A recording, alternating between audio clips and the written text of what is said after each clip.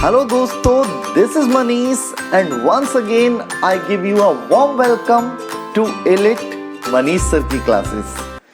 दोस्तों, आज हम विलियम वर्ड्सवर्थ की बात करने जा रहे हैं, जिन्हें हाई प्रीस्ट ऑफ नेचर कहा जाता था और जो 1843 से लेकर 1850 तक इंग्लैंड के पोइट लॉरिएट भी रहे थे। सो बिना और देरी किए let's begin our today's class.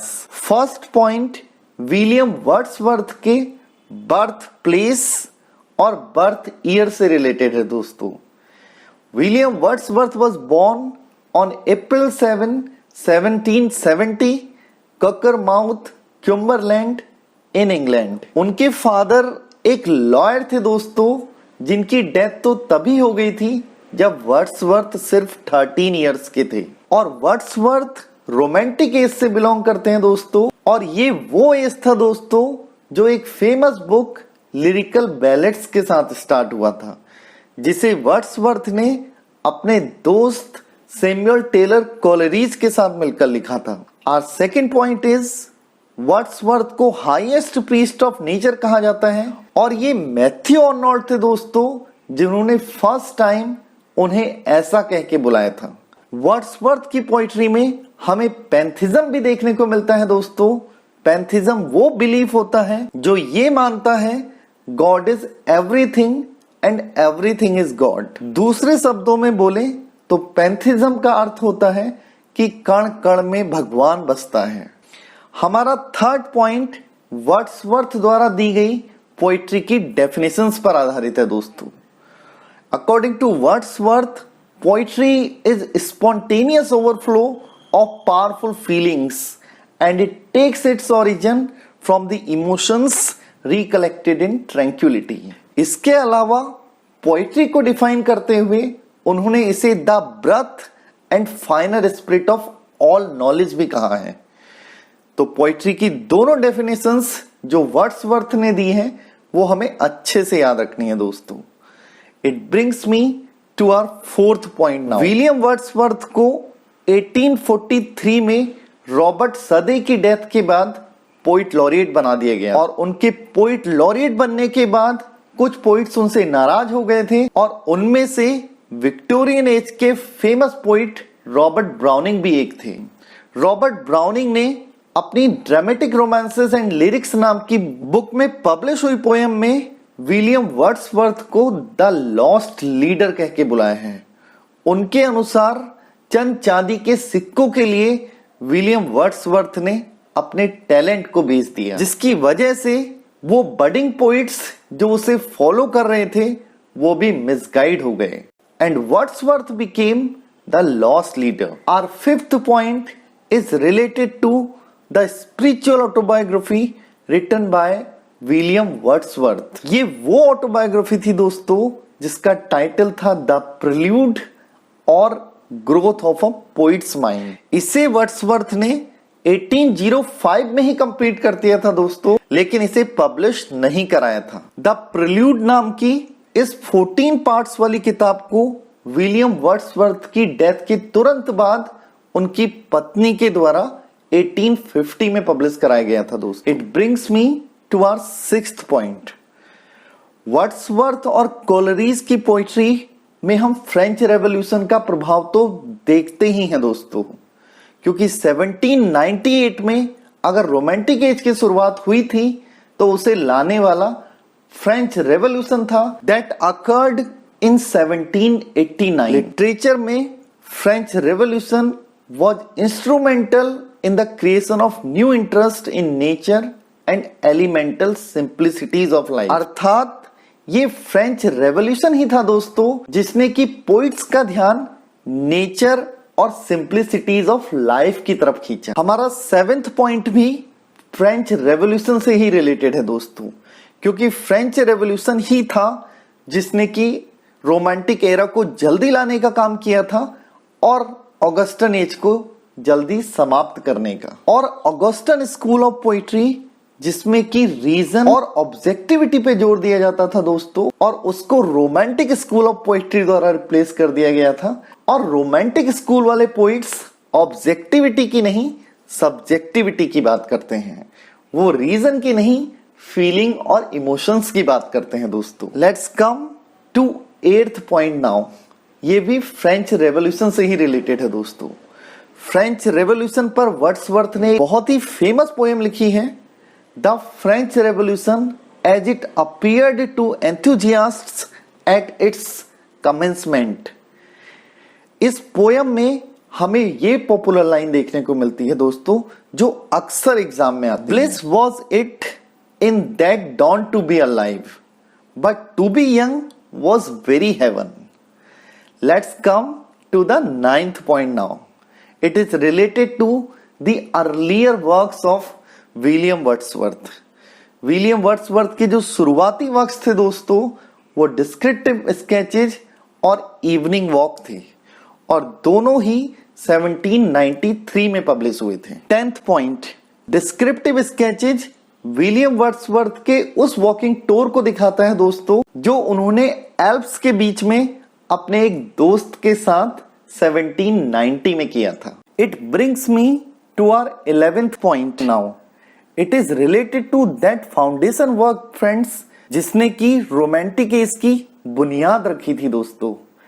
ये लिरिकल बैलेट्स ही थे, जिसमें 23 पोएम्स लिखी गई थी, 19 by Wordsworth and 4 by Coleridge. और लिरिकल बैलेट्स ही वो वर्क था दोस्तों that marks the beginning of the romantic period in English literature.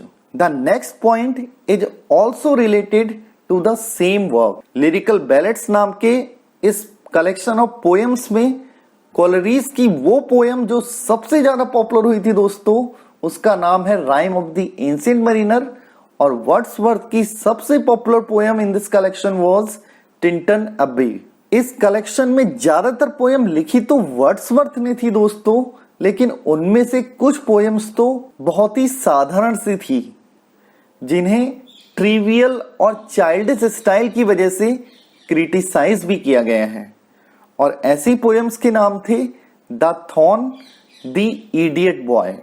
Lyrical ballads नाम की बुक को पब्लिश कराने के बाद वर्ड्सवर्थ अपनी बहन डॉर्थी और कोलरीज के साथ जर्मनी चले गए थे, और जर्मनी से लौटने के बाद 1802 में वर्ड्सवर्थ ने अपनी कजिन मैरी हचिंसन के साथ मैरिज कर ली थी। और 15th point is preface to the second edition of lyrical ballads, जो 1800 में आया था उसमें, और उसके साथ साथ preface to the third edition जो 1802 में आया था दोस्तों। इन दोनों ही एडिशंस में विलियम वर्ड्सवर्थ ने अपनी थ्योरी ऑफ पोइट्री को दिया है, और इसे ही अ डी फैक्टो और manifesto of the romantic movement के नाम से जाना जाता है दोस्तों। हमारा 16th पॉइंट भी उसी मैनिफेस्टो से रिलेटेड है दोस्तों। इस मैनिफेस्टो में 4 बातें की गई थी, जिनमें से कुछ हम ऑलरेडी डिस्कस कर चुके हैं और कुछ नई भी हैं। तो फर्स्ट, इस मैनिफेस्टो की पहली बात थी दोस्तों कि ऑर्डिनरी लाइफ सबसे अच्छा सब्जेक्ट है पोइट्री के लिए, क्योंकि ऑगस्टन एज में पोइट्स एरिस्टोक्रेटिक अमीरों की जिंदगी को प्रकट कर रहे थे। लेकिन रोमांटिक मूवमेंट के इस मैनिफेस्टो में यह बात क्लियर कर दी गई कि ऑर्डिनरी लाइफ ही है जो कि पोइट्री का बेस्ट सब्जेक्ट होता है। And the second point was related to the language, और इसमें यह कहा गया कि रोजमर्रा में यूज होने वाली लैंग्वेज ही पोइट्री के लिए बेस्ट सूटेड लैंग्वेज है। और मैनिफेस्टो का थर्ड पॉइंट है जो कि रीजन और एक्शन से ज्यादा फीलिंग और इमोशन पर जोर देने के लिए कहता है। और फोर्थ पॉइंट तो वर्ड्सवर्थ के द्वारा दी गई पोइट्री की पॉपुलर डेफिनेशन है दोस्तों, जिसकी हमने पहले ही बात कर ली थी। Poetry is the spontaneous overflow of emotions that takes its origin from emotion recollected in tranquillity. हमारे 17वें पॉइंट में दोस्तों लेक पोइट्स की बात की गई थी, और उनमें से एक विलियम वर्ड्सवर्थ तो है ही, और बाकी के 2 भी सैमुअल टेलर कोलरीज, जो उनके दोस्त थे जिनके साथ उन्होंने लिरिकल बैलेट्स लिखे, और दूसरे रॉबर्ट सदे, जिनके मरने के बाद विलियम वर्ड्सवर्थ पोइट लॉरिएट बने थे। Our 18th point is lake poets. उन पोइट्स को कहा जाता था दोस्तों जो कि English lake district of Cumberland और वेस्टमोरलैंड, जिसे अब कम्ब्रिया कहा जाता है, में 19th सेंचुरी में रहा करते थे। उस समय इस टर्म को डेरोगेटरीली यूज किया गया था दोस्तों। डेरोगेटरी का मतलब होता है किसी की मजाक बनाते हुए यूज करना। और एडिनबर्ग रिव्यू के फ्रांसिस जेफरे वो व्यक्ति थे जिन्होंने इन तीनों पोइट्स का मजाक बनाते हुए इन्हें लेक पोइट्स का नाम दिया था। हमारा 19th पॉइंट हमें वर्ड्सवर्थ की जिंदगी में थोड़ा सा पीछे लेकर के जा रहा है दोस्तों। हम जान ही चुके हैं कि 1802 में वर्ड्सवर्थ की शादी अपनी कजिन हचिंसन से हो गई थी, लेकिन उससे पहले उनकी एक गर्लफ्रेंड भी बनी थी जिससे वो किसी वजह से मैरिज नहीं कर पाए थे। हुआ क्या था, that comes in this point only. 1791 वाला ईयर था और वर्ड्सवर्थ फ्रांस पहुंचे हुए थे जहां की क्रांति छिड़ी हुई थी, और वहीं उन्हें एक फ्रेंच वुमेन से प्रेम भी हो गया दोस्तों जिसका नाम एनेटी वेलन था। और 1792 में मींस एक साल बाद उनकी एक डॉटर भी हुई जिसका नाम उन्होंने कैरोलाइन रखा। लेकिन फाइनेंशियल प्रॉब्लम की वजह से और ब्रिटेन और फ्रांस के बीच में जो टेंस रिलेशन उस समय चल रहा था, उस वजह से वो वापस इंग्लैंड तो चले गए, लेकिन एनेटी वेलन और अपनी बेटी कैरोलाइन को अपने साथ नहीं ला पाए दोस्तों। हमारा 20th पॉइंट भी उसी वाली घटना से रिलेटेड है दोस्तों। और अब जब फ्रांस में लड़ाई थम गई तो 1802 में वर्ड्सवर्थ और वर्ड्सवर्थ की बहन डॉर्थी एनेटी और कैरोलाइन के पास गए। इस यात्रा का मुख्य उद्देश्य एनेटी से मिलना था और एनेटी को कन्विंस करना था कि वर्ड्सवर्थ अपनी कजिन मैरी हचिंसन के साथ शादी करने जा रहे हैं, और अपनी 9 साल की छोटी सी बेटी कैरोलाइन के साथ जो समुद्र के किनारे उन्होंने यात्रा की थी उस पर उन्होंने एक सोनेट भी लिखी है दोस्तों, जिसकी ओपनिंग लाइंस है, इट इज अ ब्यूटियस इवनिंग काम एंड फ्री। अपनी बेटी के साथ की गई इस सी साइड वॉक ने वर्ड्सवर्थ को बहुत खुश किया था दोस्तों, क्योंकि 9 साल से उन्होंने अपनी बेटी को नहीं देखा था और हचिंसन से शादी करने के बाद भी अपनी बेटी कैरोलाइन का सारा खर्चा उठाया था। It brings me to our 21st, which is related to Wordsworth's famous poem The Daffodils, जिसको कि I wandered lonely as a cloud के नाम से जाना जाता है दोस्तों। So 21st पॉइंट में हमें बस पोएम का नाम ध्यान रखना है और इसकी ओपनिंग लाइंस ध्यान रखनी है। And the opening lines are, I wandered lonely as a cloud that floats on high over vales and hills, when all at once I saw a crowd, a host of golden daffodils beside the lake, beneath the trees, fluttering and dancing in the breeze। हमारा 22nd point इस poem के second stanza में use हुई poetic devices पर आधारित है दोस्तों। 10,000 saw I at a glance में हिप्पा बली का प्रयोग किया गया है, तो टॉसिंग देयर हेड्स में हमें पर्सोनिफिकेशन भी देखने को मिलता है दोस्तों। 23rd पॉइंट में हम उन लाइंस को रीड करेंगे दोस्तों जो सेकंड लास्ट स्टैंजा के एंड में आती हैं। A poet could not but be gay in such a jocund company, I gazed and gazed but little thought what wealth the show to me had brought. And 24th point is related to the last stanza, and it is one of the most famous stanzas of William Wordsworth। और इस stanza में वो बोलते हैं, जब भी मैं इस भौतिकवादी संसार में उदास और निराश होकर अपने बेड पर लेटा होता हूं तो आंखें बंद करके उन डैफोडिल्स के बारे में सोचता हूं, और फिर वो डैफोडिल्स मेरी इमेजिनेशंस में चले आते हैं। उसके बाद वो मेरे सारे दुखों को खुशियों में तब्दील कर देते हैं। Our 25th point is related to Wordsworth's another poem, The Tintern Abbey। विलियम वर्ड्सवर्थ की लिखी टिंटन एबे को the fine flower of 18th century meditative poetry के नाम से जाना जाता है दोस्तों।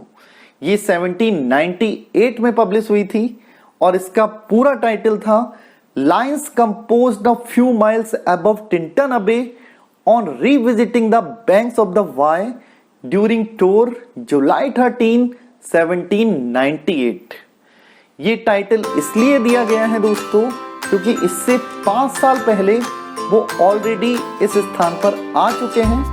आगे इस पोएम में क्या होता है that we will discuss in our next video. तो तब तक के लिए धन्यवाद।